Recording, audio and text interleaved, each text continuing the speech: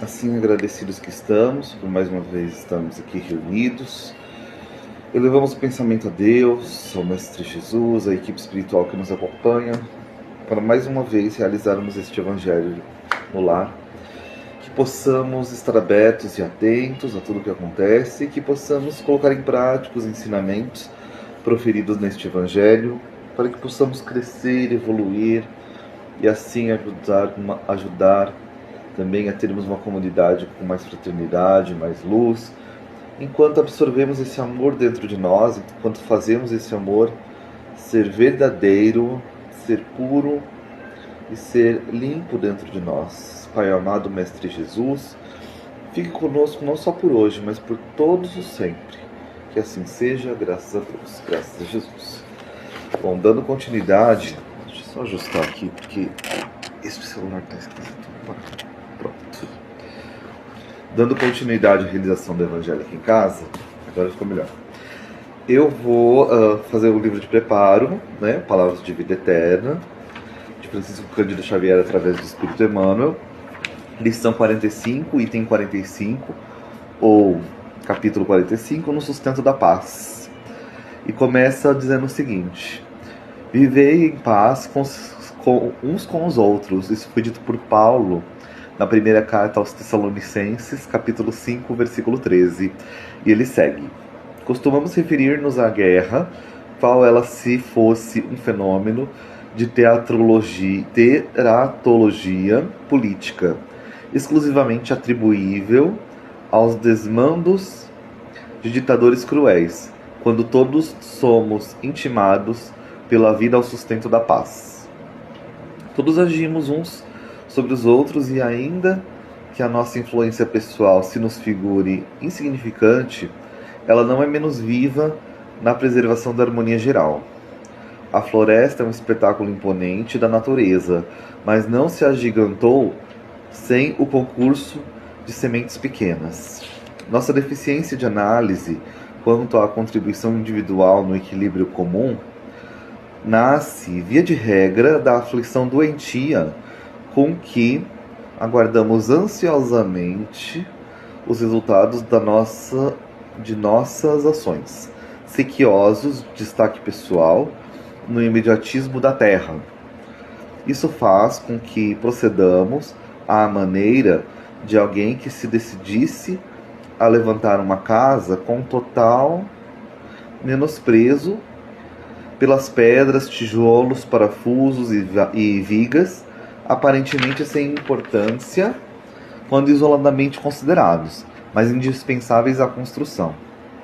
Habituamo-nos frequentemente a maldizer o irmão que se fez delinquente com absoluta descaridade para com a debilitação de caráter a que chegou, depois de longo processo obsessivo que lhe corroeu a resistência moral, quase sempre após fugirmos da providência fraterna ou da simples conversação esclarecedora,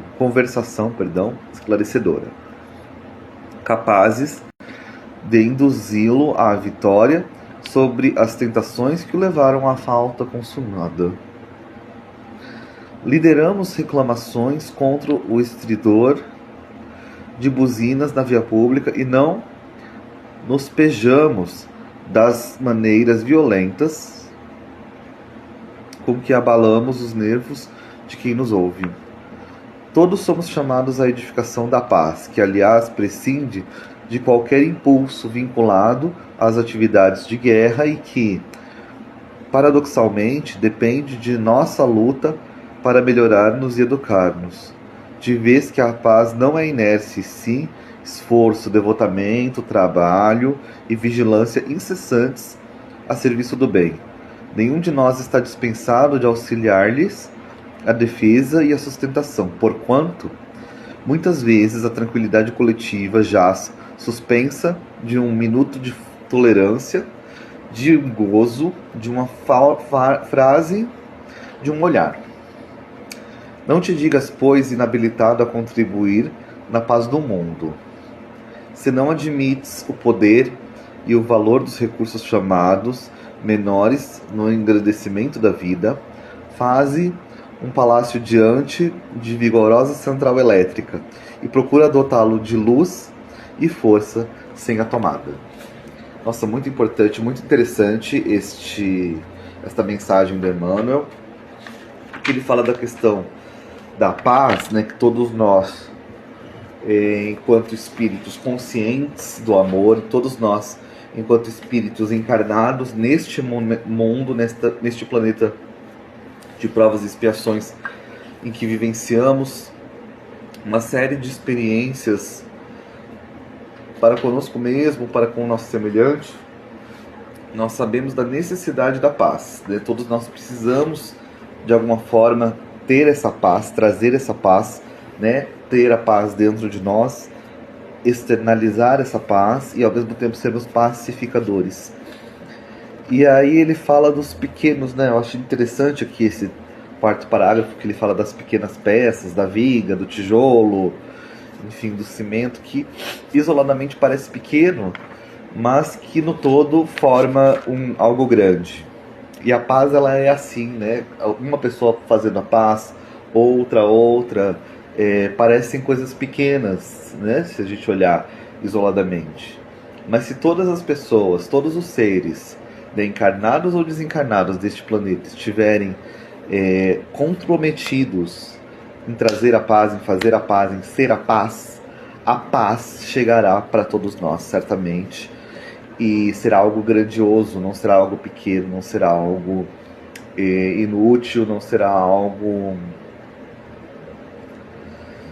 que iremos ignorar, vamos colocar assim, né? Então é importante cada um fazer a sua parte, trabalhar para a gente ter essa paz também. E não olhar o próximo, não julgar o próximo, não falar do próximo. Uma vez que nós estamos a caminho, todos nós estamos a caminho de um processo, estamos andando, estamos agindo aos poucos, que o nosso irmão, a nossa irmã também haja, também faça. Quem somos nós para julgar, para apontar? Não somos ninguém. Estamos todos em processo de evolução, em processo de caminhada neste mundo de provas e expiações, e que a gente possa ter essa consciência disso, essa consciência dessa necessidade de evolução, de crescimento, de aprendizado. E certamente, se nós tivermos esse olhar mais caridoso, iremos sim avançar, crescer muito mais, né? Vamos dar continuidade então à realização do nosso Evangelho? Aqui vamos então... estamos no capítulo 7, bem-aventurados os pobres de espírito, todo aquele que se eleva será rebaixado. Vamos para os itens 3 e 4. Vou ler o 3 e o 4 hoje, vamos lá. Então, todo aquele que se eleva será rebaixado, item 3. Nesse mesmo tempo, os discípulos se aproximaram de Jesus e lhe disseram: quem é o maior no reino dos céus? Jesus, tendo chamado uma criança, colocou-a no meio deles e lhes disse: eu vos digo em verdade que se vós não vos converterdes e se não vos tornardes como crianças, não entrareis no reino dos céus. Todo aquele, pois, que se humilhar e se tornar pequeno como esta criança, será o maior no reino dos céus. E todo aquele que recebe em meu nome uma criança, tal como acabo de dizer, é a mim que recebe. Isso está em São Mateus, capítulo 18, versículos de 1 a 5. E o item 4 diz: então a mãe dos filhos de Zebedeu se aproximou dele com seus filhos e o adorou, testemunhando-lhe que queria perguntar-lhe alguma coisa. Ele lhe disse: que quereis? Ordenai, disse-lhe ela, que meus 2 filhos que aqui estão tenham assento em vosso reino, um à vossa direita e outro à vossa esquerda. Mas Jesus lhe respondeu: vós não sabeis o que pedis. Podeis beber o cálice que vou beber? Eles lhe disseram: não podemos. Ele lhe respondeu: é verdade que bebereis o cálice que eu vou beber. Mas quanto a estar sentado à minha direita ou à minha esquerda, não cabe a mim vos conceder. Mas isto será para aqueles que meu Pai tenha preparado. Os outros 10 apóstolos, tendo ouvido isso, encheram-se de indignação contra os 2 irmãos. Jesus, tendo-os chamado para si, lhes disse: vós sabeis que os príncipes das nações as dominam, e que os grandes as tratam com império. Não deve ser o mesmo entre vós, mas aquele que quiser tornar-se o maior, seja o vosso servidor. E aquele que quiser ser o primeiro dentre vós, seja o vosso escravo.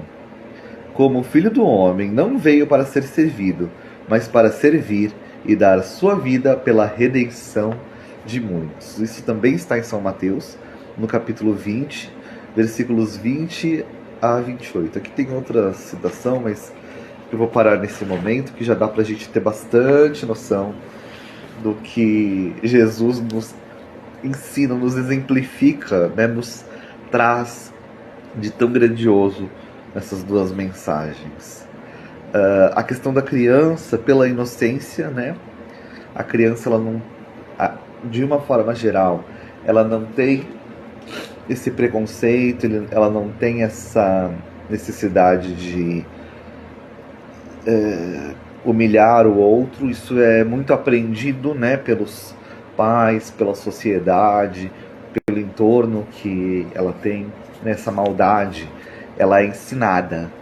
E a gente também sabe, e nós que estudamos a doutrina espírita, que sabemos da reencarnação, também temos a consciência de que esses nossos irmãos e irmãs às vezes também trazem reminiscências de outras existências. Então, às vezes, a maldade, ela estava numa outra encarnação lá do nosso irmão, da nossa irmã, que reencarnou e tinha uma maldade, ou desenvolveu uma maldade ao longo da vida. Mas Deus, que é todo poder, que é toda bondade, que é toda justiça, nos dá infinitas possibilidades de reencarnação, fazendo com que nós possamos retornar à Terra para reencarnar e para depurar, para purificar esse nosso coração que estava tão amargurado, que estava tão triste, que estava tão odioso, magoado. Que bom, né? Que Deus, ele é tão bondoso conosco, que nos permite essa reencarnação várias e várias vezes, quantas vezes nós precisarmos, para a gente purificar esse nosso coração, para a gente poder avançar, né? Ir na direção da luz, da paz, do amor. Que bom que a gente tem essa plataforma que é a reencarnação, né? Essa ferramenta que é a reencarnação, essa possibilidade que é reencarnar. E aí depois ele fala da questão de que Jesus queria que determinasse que tivesse uma direita, uma esquerda.